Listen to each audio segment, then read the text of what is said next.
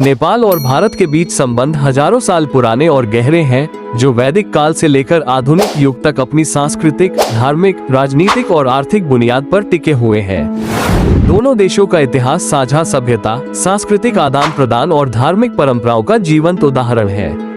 वैदिक काल में नेपाल का उल्लेख देवताओं की भूमि के रूप में हुआ, जहां हिमालय को पवित्रता और आध्यात्म का प्रतीक माना गया। रामायण और महाभारत जैसे महाकाव्यों में नेपाल की विशेष भूमिका है, जैसे जनकपुर, जो सीता की जन्मभूमि है और राजा जनक की राजधानी थी। महाभारत में भी इसे किरात देश कहा गया है, जहां पांडवों ने अपने अज्ञातवास के दौरान शरण ली थी। बौद्ध धर्म के प्रवर्तक गौतम बुद्ध का जन्म 563 बीसी में लुम्बिनी, नेपाल में हुआ था, जो इसे धार्मिक रूप से भारत और नेपाल के संबंधों का अहम केंद्र बनाता है। बौद्ध धर्म के विस्तार में नेपाल और भारत दोनों की भूमिका महत्वपूर्ण रही है। गुप्त साम्राज्य के समय नेपाल और भारत के बीच व्यापार और सांस्कृतिक संबंध गहरे थे, जहां भारत के स्वर्ण युग का प्रभाव नेपाल की कला, संस्कृति और वास्तुकला पर भी पड़ा। मल वंश के शासनकाल में काठमांडू घाटी में अद्वितीय मंदिर और सांस्कृतिक धरोहरों का निर्माण हुआ, जो भारतीय कारीगरों और नेपाल के बीच सांस्कृतिक संबंधों का प्रमाण है। मुगल काल में भी भारत और नेपाल के बीच व्यापारिक संबंध प्रगाढ़ रहे, जहां नेपाल से जड़ी बूटियां और लकड़ी का निर्यात होता था और भारत से कपड़े और अनाज आते थे।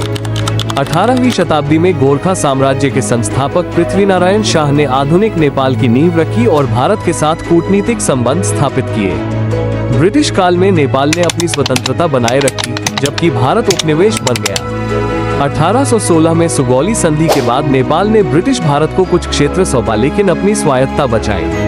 1857 के भारतीय स्वतंत्रता संग्राम में नेपाल ने ब्रिटिश भारत की सहायता की, जिसके बदले में ब्रिटिश सरकार ने नेपाल की स्वतंत्रता को मान्यता दी। स्वतंत्रता संग्राम के दौरान महात्मा गांधी के विचारों ने नेपाल के नेताओं और समाज को प्रभावित किया। 1947 में भारत की आजादी के बाद नेपाल और भारत के संबंध और गहरे हो गए।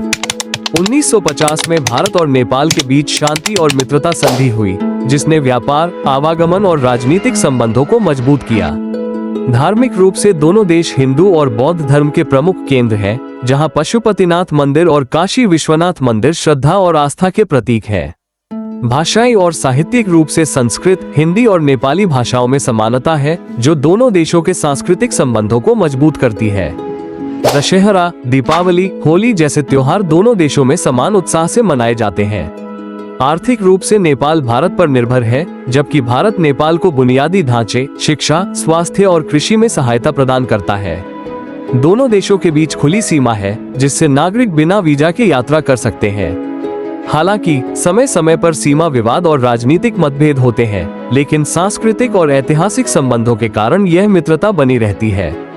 भारत और नेपाल का संबंध सिर्फ दो पड़ोसी देशों का नहीं, बल्कि ये दो सभ्यताओं का संगम है, जो साझा इतिहास और परंपराओं के आधार पर आने वाले समय में और मजबूत होगा।